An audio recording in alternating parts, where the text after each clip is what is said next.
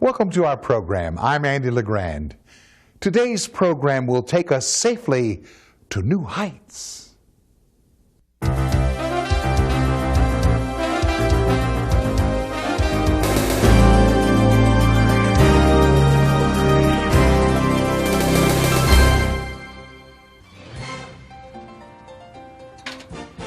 When our work takes us off the ground, the method of getting there is most often the ladder, an ancient tool, thousands of years old, and a solid workhorse, a trusted companion.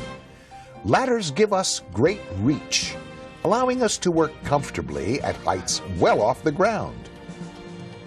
Where would we be without them? Well, we'd be a lot shorter, that's for sure, but we'd also be a lot less efficient. No ancient secret to speak of. A ladder gets us from here to there. It's so simple, it's nearly perfect. And when used correctly, the ladder guarantees a safe trip. But we must be careful.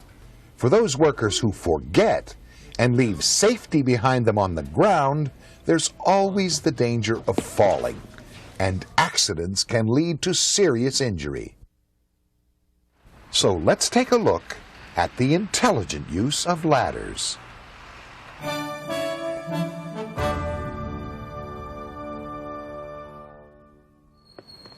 Your ladder should be treated with respect, just like any other tool. Read the manufacturer's instructions. This will reveal the many safeguards you need to consider. Remember that there are many types of ladders. Examining the job you are about to do will tell you which ladder you should use. The weight capacity of your ladder must be considered. The manufacturer's instructions will tell you how much the ladder will safely support. Remember to total up the weight of your load. You'll need to add the weight of both your tools and supplies to what you weigh. The material a ladder is made of is important. Metal ladders should not be used near power lines or electrical wiring. If there's a cable problem and live current hits the metal, you could get a real shock. A non-conducting fiberglass or wooden ladder is much more appropriate for work around electricity. Before using your ladder, you should check out its condition. The rungs should be undamaged and firm to the touch. They'll need to support a lot of weight. The base of the ladder should have safety feet to prevent slipping. Make sure that any moving parts like ropes, pulleys, and locking mechanisms are in good working condition. These are some of the basics of finding the right ladder for the job. If you have any questions, see your supervisor. Now that we've laid the groundwork, let's look at some specifics of ladder safety.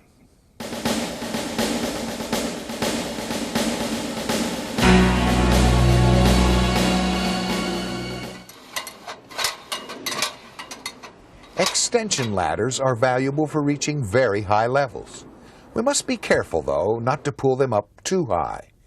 The sections must overlap by at least 3 rungs to safely support your weight. The top of your ladder must clear a supporting roof or platform by 3 rungs. This will help keep the ladder from pulling away from the roof as you climb. A safe climbing angle is important. If your ladder lies at too small an angle, you could fall backwards as you climb. We need to follow the 4-to-1 rule.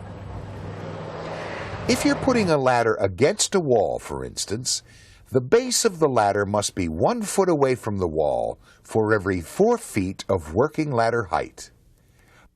A label is sometimes provided to help you with this positioning. The base of the ladder must be placed on solid, level ground.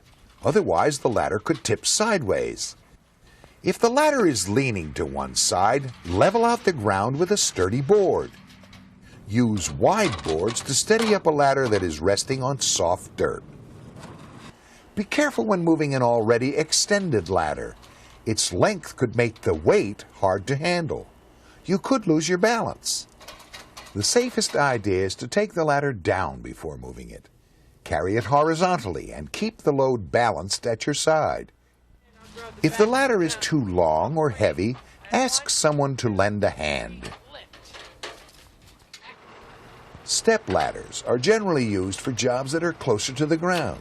However, solid positioning is still of vital importance. Make sure to lock the spreaders before climbing, and check the condition of the braces. These keep the rails from pulling apart. Be careful when using a step ladder or any ladder in front of a doorway. Don't allow someone to come barreling through while you're working. Block or lock the entrance. Fixed ladders can be slippery from years of dirt and grime. Thoroughly check them out before climbing. Keep them clean and check for signs of rust or other damage on the rungs and safety cage. If you spot problems with your ladder that you can't solve yourself, see your supervisor. Now, it's finally time to get off the ground.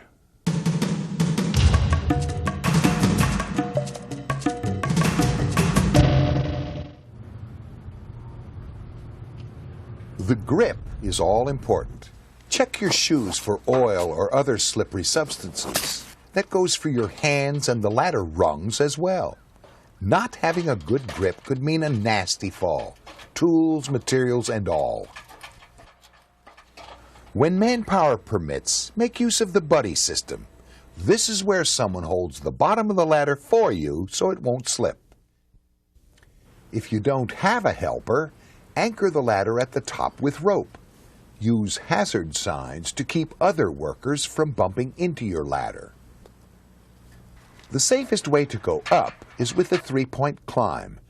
While you're moving, keep 2 hands and a foot, or 1 hand and 2 feet in contact with the ladder at all times. Always keep your body facing the rungs, with your hands on the side rails. Don't rush yourself. When you're on your way back down, never jump off or slide to the ground.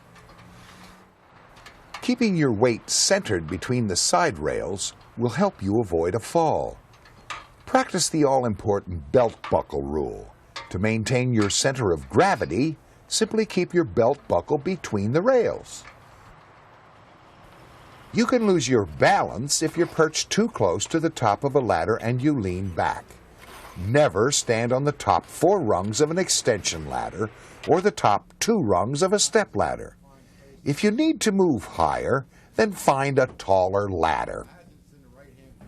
Putting more than one person on the same ladder is sheer foolishness. Another worker moving around will make it hard for you to keep your balance. Never allow anyone to stand on the back braces of a step ladder.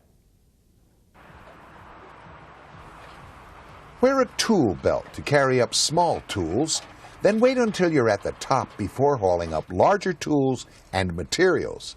These can throw your climbing off balance. Make use of clip-on paint trays and tool holders. They can really come in handy. Be careful not to drop anything. A falling hammer or screwdriver could put a monkey wrench in the health of someone walking below.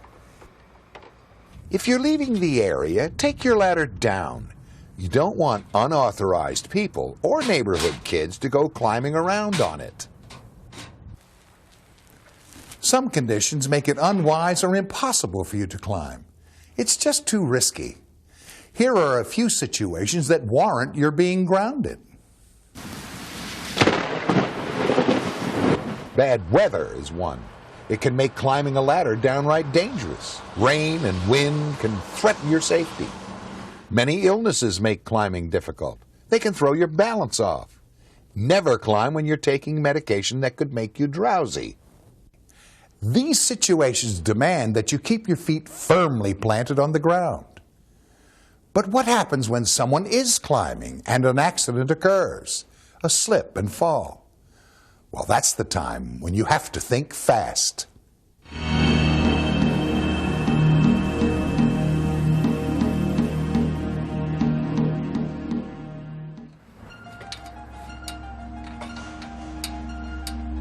If there's an accident, remember that the victim is counting on you to do the right thing.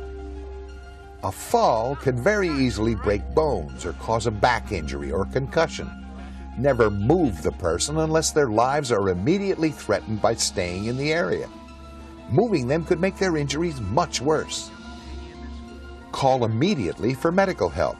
Keep tabs on the victim's breathing. If there's any bleeding, work to stop it with compresses. You may need to treat the victim for shock. We hope you'll never have to use this first aid information, but it's always best to be prepared. Taking a first aid course would make you a valuable asset in an emergency. Well, we've done it. We're at the end of our program. Let's review how to safely use our old friend, the ladder. Pick the right ladder for the job, read the manufacturer's instructions, and check the weight capacity. Examine the ladder before using it. Take care of any needed repairs. Position your ladder correctly. Remember the 4-to-1 rule. Climb with safety in mind. Secure the ladder and use the 3-point climb. And finally, learn first aid so you'll be prepared in case of an accident. Following the guidelines we talked about today will keep your friendship with ladders a stable one. See you around.